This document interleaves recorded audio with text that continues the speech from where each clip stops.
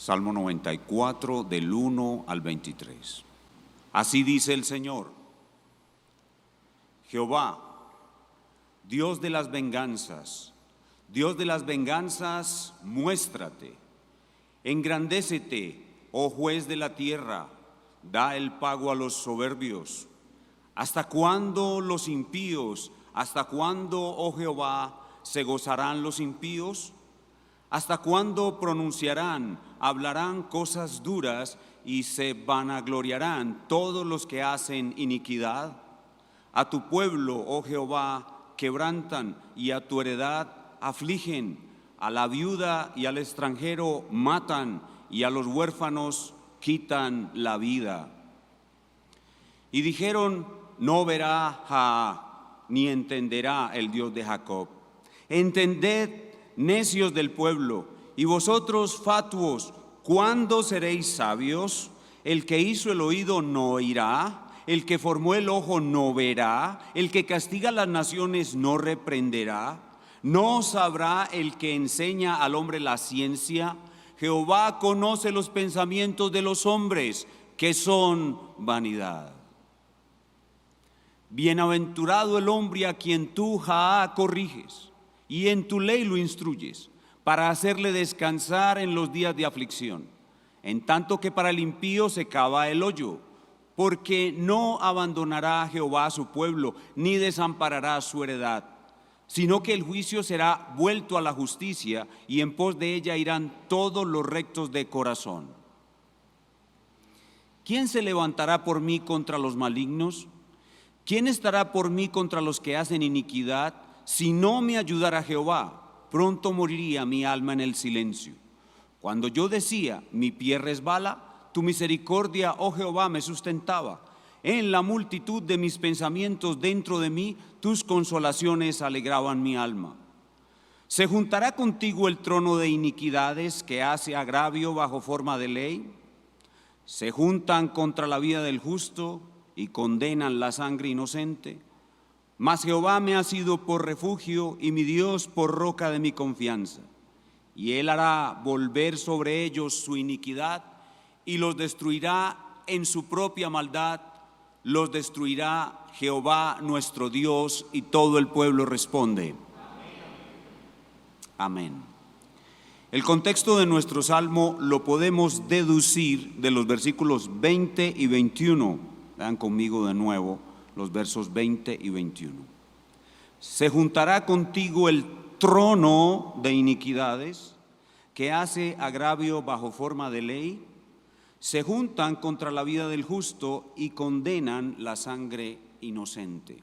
Son muy probablemente los días de un rey tirano, injusto, con jueces injustos y hombres llenos de impiedad, un pueblo totalmente impío por todo el territorio de Israel, que oprimían al huérfano, la viuda y al extranjero, al piadoso y al creyente, y derramaban sangre inocente, tal como Segundo de Reyes 21:16 describe el reinado del perverso Manasés. Pudo ser en los días de este perverso rey cuando se escribió este salmo.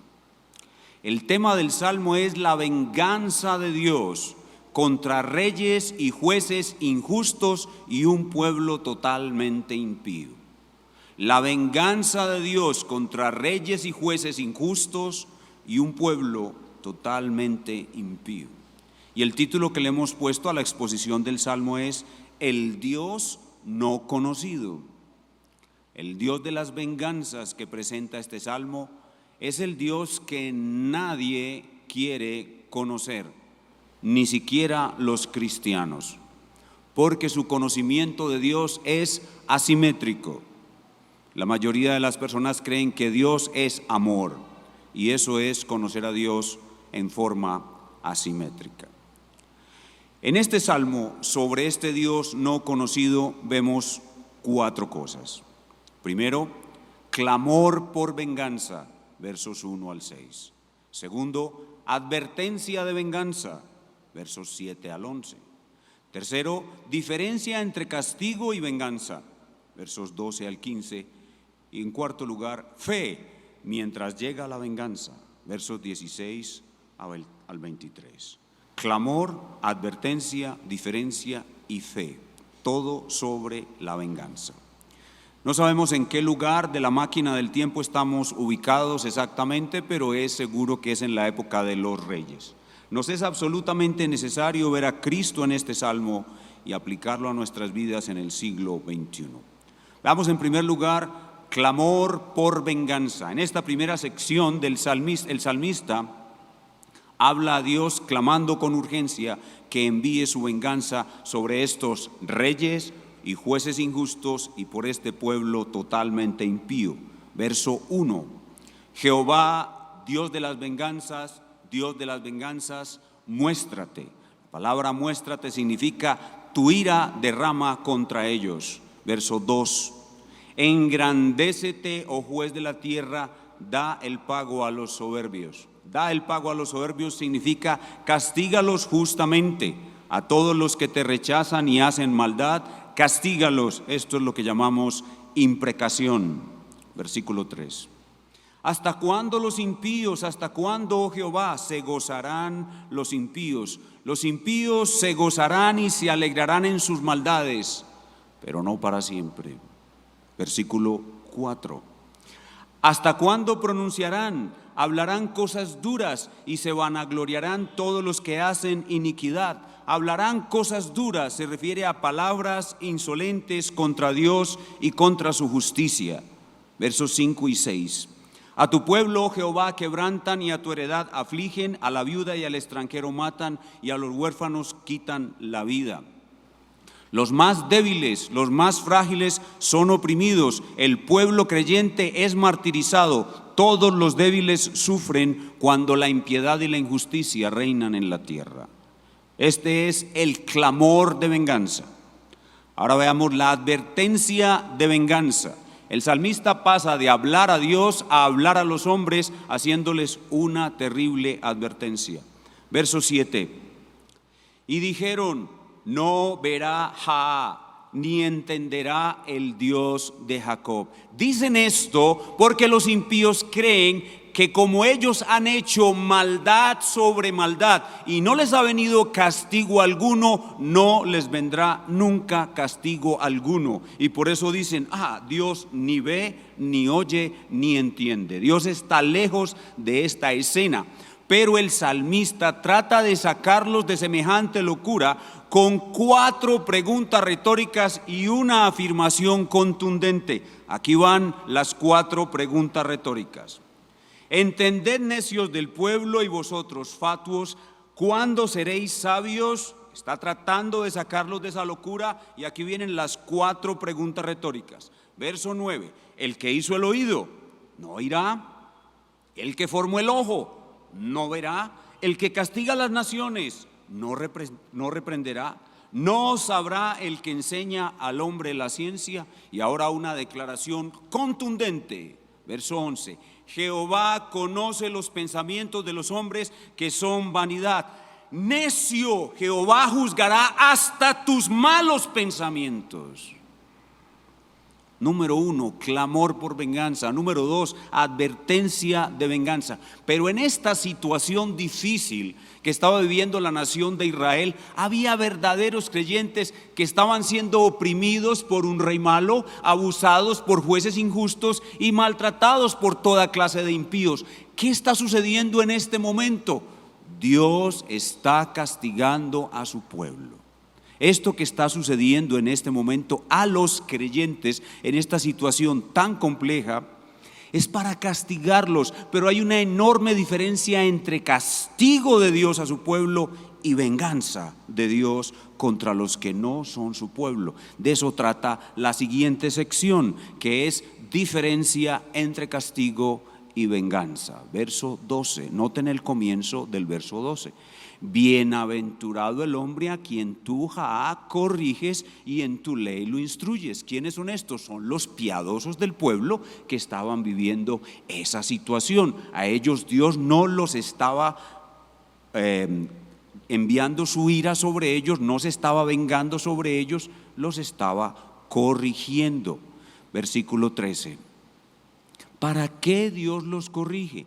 Para hacerle descansar en los días de aflicción, en tanto que para el impío se cava el hoyo. La corrección que Dios trae a su pueblo por medio de estas situaciones tan difíciles hace crecer la fe de su pueblo, y por tanto cuando vienen otras situaciones difíciles, su pueblo aprende a tener la paz que sobrepasa el entendimiento humano. Por eso dice que la corrección ayuda a descansar en días de aflicción, porque prepara el alma para conocer y vivir esa paz que sobrepasa el entendimiento humano.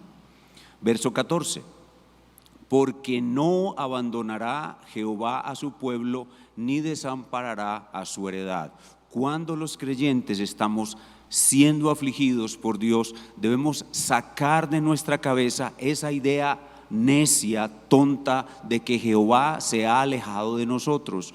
Cuando nuestro Dios nos está corrigiendo, está más cerca que nunca de nosotros. El castigo de Dios no es lejanía, el castigo de Dios es cercanía. Y eso es lo que dice el verso 14, porque no abandonará Jehová a su pueblo, ni desamparará a su heredad. Verso 15, sino que el juicio será vuelto a la justicia, y en pos de ellos irán todos los rectos de corazón. La primera parte del verso 15 quiere decir que ese rey malvado será destruido y vendrá un nuevo rey. Y cuando ese nuevo rey esté en su trono, el juicio, que es lo que le corresponde hacer a los reyes, hacer juicio, será vuelto a la justicia. Es decir, ese rey juzgará con justicia y los jueces volverán a juzgar con justicia. Y los que ahora están siendo afligidos por tanta maldad reconocerán a ese rey, creerán en él y se unirán a él. Dice la segunda parte del verso 15, y en pos de ella, de la justicia, irán todos los rectos de corazón. Así que este rey perverso, malvado, que reinaba en este momento en Israel, tiene sus días contados. Un rey justo vendrá en su lugar, y la silla de juicio que ocupa el rey volverá a juzgar a todos en la tierra con justicia. Y eso es lo que tenemos que hacer cuando vemos que estas situaciones críticas avanzan. Vendrá un rey justo que reinará sobre toda la tierra. Número 1, clamor por venganza. Número 2, advertencia sobre la venganza, advertencia por venganza. Número 3, diferencia entre castigo y venganza. Y número 4, fe mientras llega la venganza. Verso 16. ¿Quién se levantará por mí contra los malignos? ¿Quién estará por mí contra los que hacen iniquidad? Siempre habrá malignos tratando de destruir al pueblo de Dios. Y el pueblo de Dios nunca debe poner su esperanza de ser protegido cuando los impíos lo atacan, ni en el gobierno, ni en las autoridades que proceden del gobierno, ni en ningún otro aliado. Los malignos siempre nos acecharán, y nuestra confianza de ser protegidos del ataque de los malignos debe estar exclusivamente en Dios. Nosotros aquí en nuestro siglo XXI no debemos esperar cuando se multiplican los malignos y el mal está alrededor nuestro. No debemos esperar que nos proteja el presidente, ni que nos proteja la policía, ni que nos proteja el ejército. El que nos protege a nosotros es el Señor. Versículo 17. Si no me ayudara Jehová, pronto moraría mi alma en el silencio. Esta expresión, moraría mi alma en el silencio, significa que me matarían los malvados. Si no me ayudara Jehová, ya me hubieran matado a mí los malvados.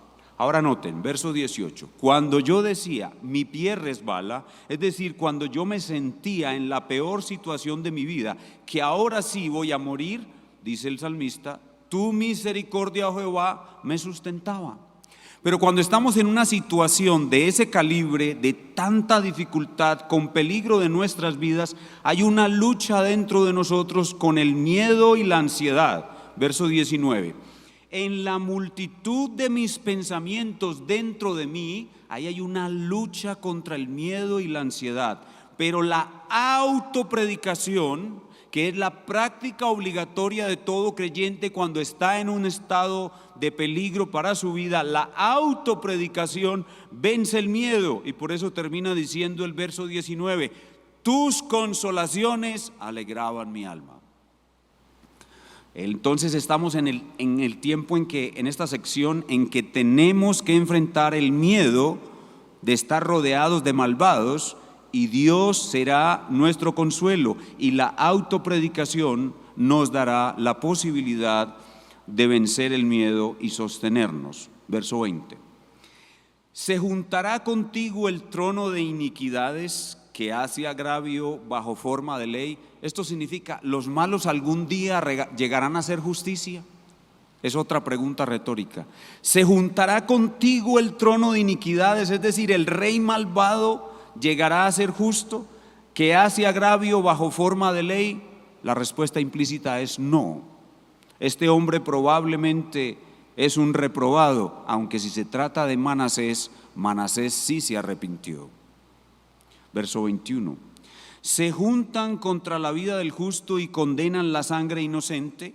Esto es lo que hacen los jueces y reyes malvados. Mas Jehová me ha sido por refugio. Aquí está de nuevo la fe. Fe mientras llega la venganza. Mas Jehová me ha sido por refugio y mi Dios por roca de mi confianza. ¿Y dónde está mi confianza? En Jehová. ¿Y qué hará Jehová? Él me protegerá. Pero no solamente me protegerá. ¿Qué más hará Él? Él ejecutará su venganza sobre todos los malvados. Versículo 23. Y Él hará volver sobre ellos su iniquidad y los destruirá. En su propia maldad los destruirá Jehová nuestro Dios. Este salmo pues tiene 4 secciones muy bien definidas. La primera sección es un clamor por venganza. La segunda sección es una advertencia de venganza. La tercera sección es una diferencia entre castigo y venganza. Y la cuarta sección es fe mientras llega la venganza. Y ahora debemos preguntarnos, ¿dónde está Cristo? En el Salmo 94. Pero debemos hacer mejor la pregunta, ¿dónde está la cruz de Cristo en el Salmo 94? ¿Dónde está la cruz de Cristo en el Salmo 94? La cruz de Cristo es una de las venganzas de Dios. La cruz de Cristo es una de las venganzas de Dios. Como el diluvio. El diluvio fue la venganza de Dios contra los hombres prediluvianos. Como la Torre de Babel. La Torre de Babel fue la venganza de Dios contra los hombres postdiluvianos. Como el castigo de Sodoma. El castigo de Sodoma fue la venganza de Dios contra los hombres perversos de Sodoma. Como la conquista de la tierra prometida. La conquista de la tierra prometida fue la venganza de Dios contra los cananeos. Como el cautiverio asirio y babilónico, que fue la venganza de Dios contra Israel y Judá. Así como todas estas venganzas, la cruz es una de las venganzas de Dios. La venganza de Dios contra ti. La cruz es la venganza de Dios contra ti. La cruz es la venganza de Dios contra mí. La segunda venida de Cristo será la venganza de Dios contra todos los que rechazaron la cruz. Y el infierno será la venganza de Dios contra todos los hombres de todas las épocas que rechazaron la promesa de Dios que se cumplió en la cruz. Así la cruz es una de las venganzas de Dios. La venganza de Dios contra ti. Y si te vas de aquí pensando en eso, seguro que vas a tener un provecho impresionante. La cruz es la venganza de Dios contra ti. ¿Cómo aplicamos este pasaje a nuestras vidas? Lo primero que tenemos que decir en la aplicación es que los creyentes nunca debemos tomar la venganza en nuestras propias manos. La venganza es de nuestro Dios. Él es el Dios de las venganzas. Y las aplicaciones del pasaje salen del mismo bosquejo. Si volvemos a mirar el bosquejo, vemos que cada punto del bosquejo nos muestra una aplicación. Primero, este es un salmo de un clamor por venganza. Nosotros en el siglo XXI debemos clamar por venganza, pero debemos hacerlo de forma simétrica. Es decir, debemos orar por venganza, sí, para que la ira de Dios se derrame sobre la maldad que está incrementándose cada vez más, pero también debemos orar por gracia y salvación. Las dos cosas al tiempo, una oración simétrica. Número 2, advertencia de venganza. Nosotros debemos advertir a nuestra generación sobre la venganza de Dios. En ese sentido, nosotros somos pregoneros de justicia, como lo fue Noé. ¿Y qué debemos pregonar? La venganza de Dios. ¿A quién se la debemos pregonar?